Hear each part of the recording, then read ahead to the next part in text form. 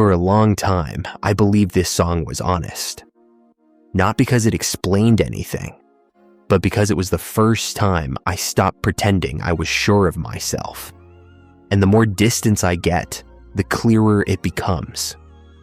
I said a great deal out loud and left just as much unresolved in my own life. My name is Mick Jones. I'm the founder of Foreigner. By 1983, I was living at a pace where an alarm clock had become a formality. Most mornings, I woke up a few minutes before it rang. I reached straight for the notebook on the floor beside the bed. It was a plain notebook, no cover, graph paper. I'd open it and scan the list. Call the studio, stop by the engineers, talk lyrics with the producer. There was no time to lie there and ease into the day. If I stayed in bed even a minute too long, fragments of conversations started surfacing. Faces of people I hadn't answered, questions I didn't want to deal with later. That internal pressure exhausted me more than the flights or the recording sessions ever did. I dressed quickly without thinking about what I was wearing, and I left the room. Once I was moving, my thoughts were easier to manage. By then, Foreigner already had a reputation, not an abstract idea of success. Concrete results, measured in tours booked and albums released. We had a contract with Atlantic Records. Meetings with the label almost always came down to numbers and timelines. I remember the long conference table, plastic cups of water, and a man across from me saying in a calm, even voice that the next single needed to start working within the first 30 seconds. He wasn't threatening. He wasn't applying pressure. He was simply stating the terms. I nodded, took notes, and felt irritation rising inside me, something I couldn't afford to show. My life at that time was made up of endlessly repeating details. Airports where you stop looking at the departure boards, hotel rooms with identical carpets and heavy curtains, windowless studios, the smell of coffee, warm equipment. I often turned the television on with the sound muted, just as something in the room was moving. Stillness made me uneasy. I grew up in England, in a house where order mattered more than conversation. My mother started cleaning every morning, even if everything was already clean. If I put a mug in the wrong place, she moved it back without a word. That was how she corrected me. My father came home from work, sat down with the newspaper, and didn't like being interrupted. I remember trying once to tell him how hard school felt for me. He said, "You'll manage," without looking up. I sat through the rest of dinner in silence and understood the conversation was over. I learned early on that it was easier not to start a conversation at all than to sit there waiting for an answer that wouldn't come. I carried that same pattern into my relationships with women. I could be attentive, helpful. I showed up when needed.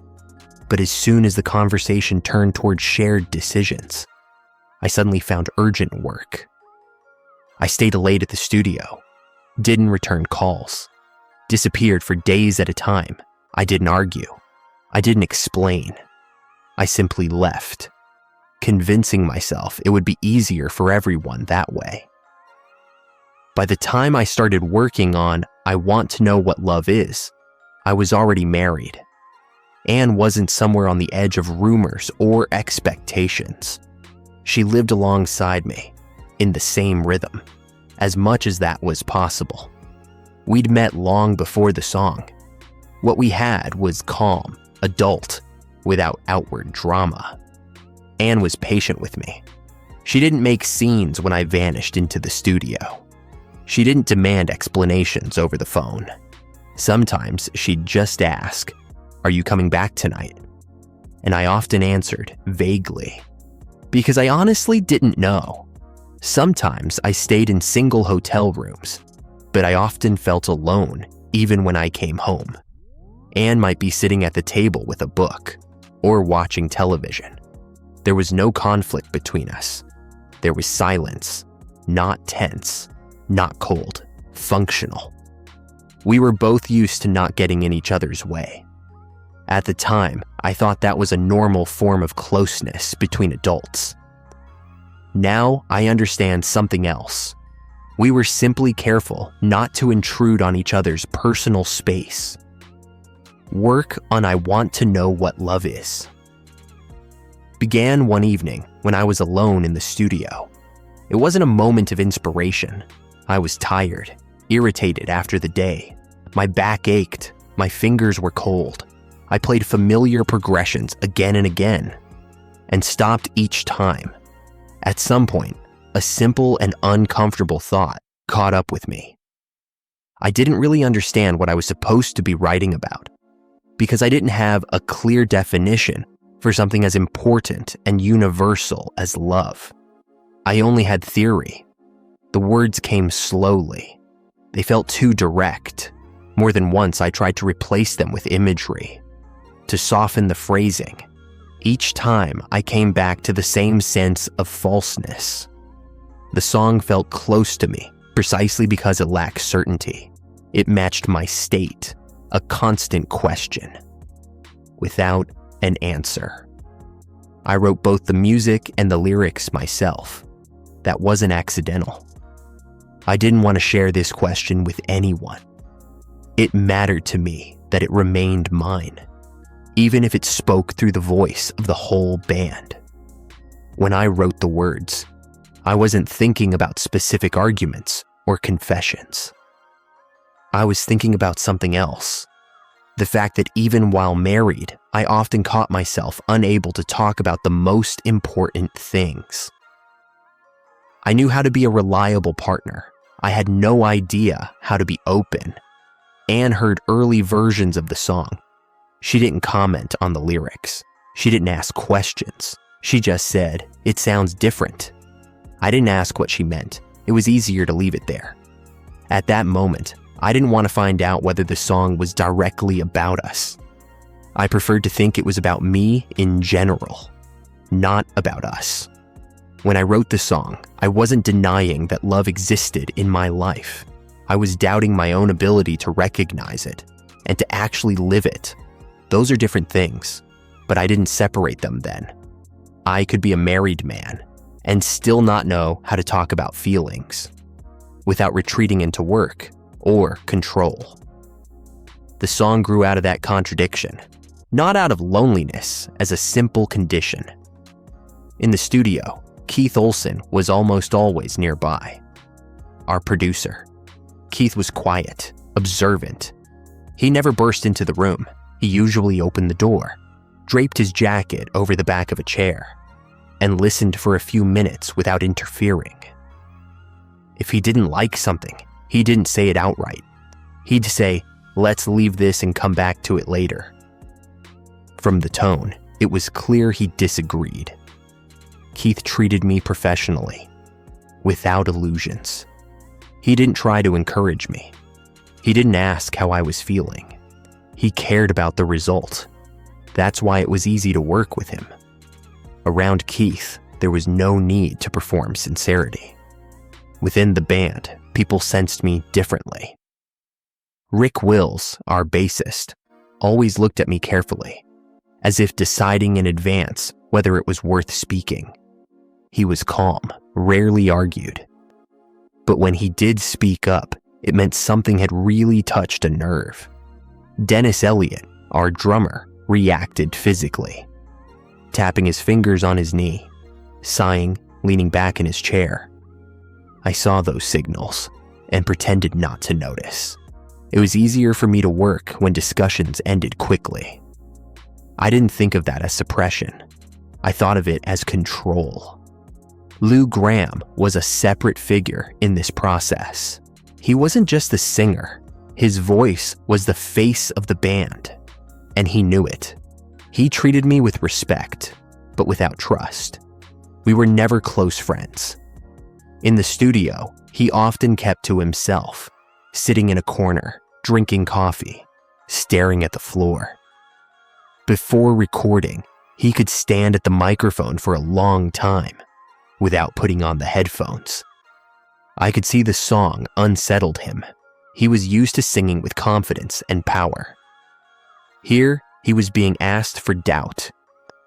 More than once, he asked me, "Do you really want me to sing it like this?" I said, "Yes," without explaining. What mattered to me was that he trusted my tone, not the explanation. The recording engineer was Dave Whitman. Dave was practical, direct. He wasn't interested in the psychology of the song. He cared about how it would sound on the air. When he said, "That's too quiet for radio," he looked at the meters, not at me. Sometimes that got under my skin because he wasn't afraid to push back. But more often than not, I agreed with him because I understood something. Arguing with Dave wasn't about feelings. It was about reality. The idea of backing the song with a gospel choir didn't come out of nowhere. I listened to a lot of American music. I understood how that approach worked. I wanted my personal question to sound as if it reached beyond a single person.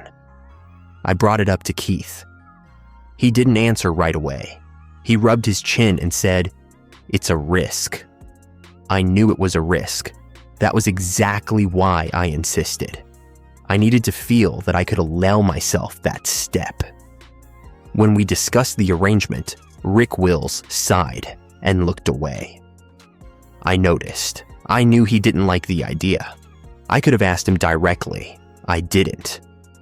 I closed the conversation with, "Let's try it." I saw doubt remain in the room, and I left it there on purpose. What mattered to me wasn't convincing everyone. It was preserving the sense that the decision was mine.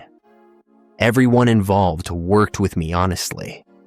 They helped shape the song, but I kept them at a distance. I didn't share the fact that I myself didn't fully understand what I was singing about. It felt like if I did, I'd lose control of the process. So I chose to be alone inside the team, because that made it easier to finish the song. I remember a moment where I deliberately went too far. One of the musicians said the song felt too open and didn't logically fit the band's established style. I felt irritation and fear at the same time. I knew he was right, and that was exactly what made me angry. That same day, I crossed his name off the schedule for the next sessions. I didn't explain it directly. I acted as if circumstances had changed. I understood that I was removing not a person, but doubt, and I did it anyway. When the song came out in 1984 and went to number 1, people talked about hope. They thanked me for the words. I smiled and accepted it as expected. Inside, every time I heard the opening, I felt a tightness and a quiet anger at myself. With that song, I asked a question publicly, but never chose to live as if I truly wanted an answer. Many years have passed. After the song's release, I went back home and quickly realized something. It was still easier for me to talk to the studio than to Anne. I stayed out late again, avoided conversations, answered briefly when she tried to talk about us. And when I hear the song now, I don't think about how it was received. I think about something else. I managed to say it in a song, but I couldn't say the same thing to the person who was living right beside me.